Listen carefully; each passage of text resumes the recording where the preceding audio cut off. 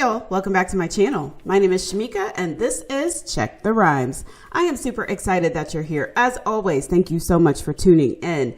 Y'all, today I'm talking about a new movie based on a botched Chicago bank robbery in the 80s, and it stars Courtney B. Vance, so you know it's going to be good, and the movie is called Heist 88. Woo, I can't wait. And you're like, when does it air? So Heist 88 is now streaming on Paramount Plus if you have the Showtime plan. And then it airs on Showtime on Sunday, October 1st at 9 o'clock. So make sure you tune into that. In the house today, I have award-winning director Menhaj Huda. He's going to talk about the film and what we can expect. So stay tuned. You don't want to miss today's show. Hi, Menhaj. Welcome to Check the Rhymes. How are you? Good, thank you. Nice to meet you, Shamika. Nice to meet you too. I'm excited about this film, Heist 88. Can you tell me a little bit about what it's about and what drew you to the project?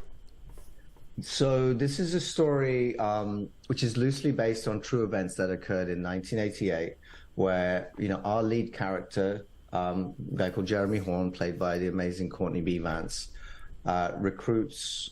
He meets by chance these young people that work at the First National Bank of Chicago, and he is a very smart, intelligent guy, very charming, and he convinces them to come on board with him to basically steal $80 million from the bank. And he does this because he's figured out they work in the wire transfer and check clearing department down in the basement of their, working on minimum wage. Down at the bank, and he figures out a way to, scam the bank, because in those days they didn't have computerized wire transfers. It was all done through phone calls and a series of phone calls. And so that's the story. It's like he does, he recruits them, and then he convinces them to do the heist. And then the question is, are they going to get away with it? And it's like, very exciting on the edge of your seat stuff. I wasn't involved in the development of it, but when I got hired to come and knock on as director last year when it got green lit. And what really drew me to the story is it's just not what you expect a heist movie to be. The central character is very intelligent, like he's super smart, and very charming. He's not like someone who's going in there with all guns blazing and taking hostages in a bank, and none of that happens in it. And yet this is like the biggest amount of money that basically got stolen out of a bank. That was the main thing. And of course, the project came with Courtney B. Vance attached as the Jeremy Horn character, because he's executive producing it with his wife Angela Bassett. So that was another bonus for me. That's something that was very appealing. I wanted to work with him. I'm very aware of his work, and I love crime thrillers. I love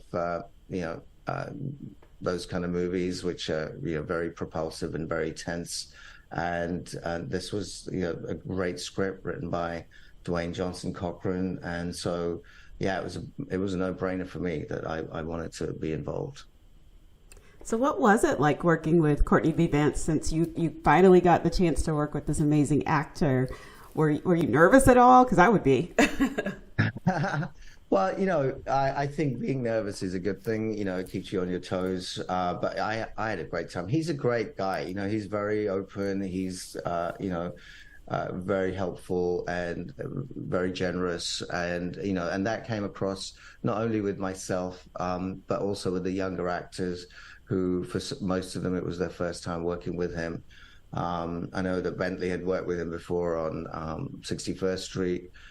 Which was another Chicago-based show, and I had worked with Precious Way, but the others, we were all new, and it was. I'm sure it was kind of daunting for all of them to jump into a project like this, but Courtney made them feel very, very welcome and part of the family, and that really helped get their performances to the top level, and you can see that in the movie. It's really what makes the movie as strong as it is.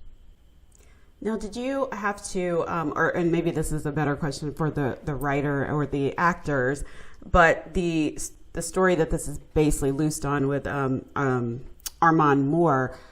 Did you guys bring him in at all to, I guess, consult, or I don't know what the word would be, to since he's the one that went through this? Yeah, I mean, I didn't feel the need to do that, and also the project was developed before I came on board, so that would have been done when the writing was being done, and for whatever reason that didn't happen. I didn't feel like when I read the script that I desperately needed to meet him to find out what was happening with him, because like I said, we took the events of that time and adapted it to our own story. I feel like the main character is very different in his motivations, and the sort of backstory that we've given Jeremy Horn, who is Courtney's character, is completely different to Armond Moore. So having read the script, I didn't feel that was necessary, and in the end, also, like, I got hired and we're like in prep in 2 weeks time. Like I didn't like a huge amount of time, and we hit the road running. It was a very quick turnaround. So we were in and out, and there wasn't really much time. Okay. So one of my favorite things, just even watching the trailer, is that you captured the 80s so perfectly. What was that like? And then the music. I have to know about the music. Like, because even with the trailer, I was like, yes, 80s music. So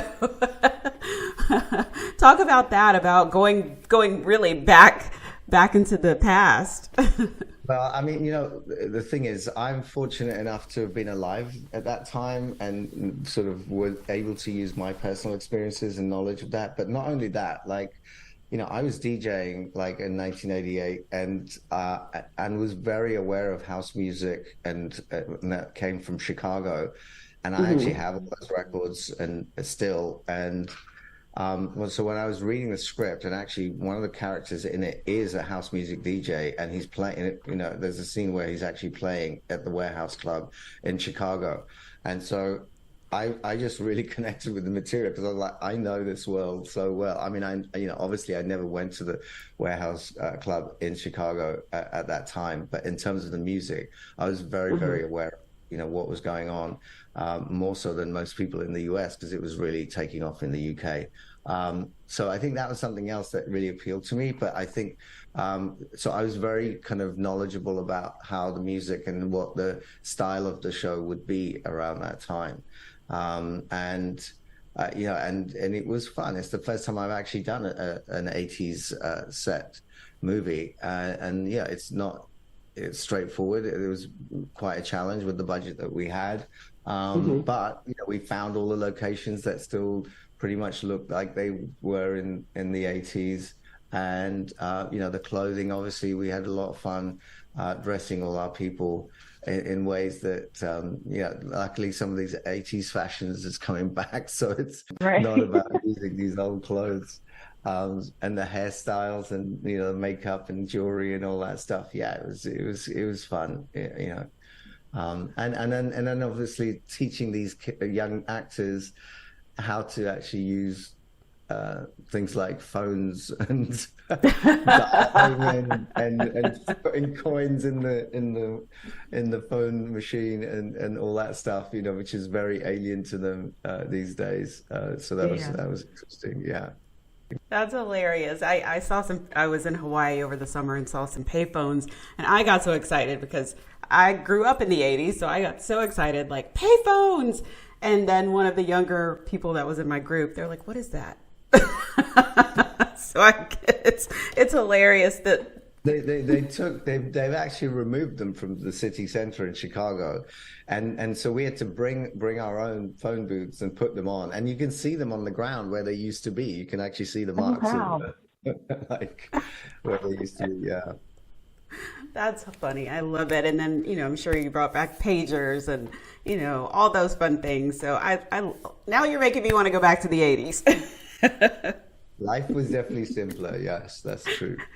And cheaper. Oh, yeah. Well, I want to thank you. Let everybody know where they can catch the film. So yeah, it's on Paramount Plus, Showtime, on the streaming app, and then on Sunday it's on Showtime, the linear channel, from 9 o'clock. So yeah, check it out. Well, thank you. I can't wait to watch Heist 88. Thank you again for joining me on Check the Rhymes. Thank you.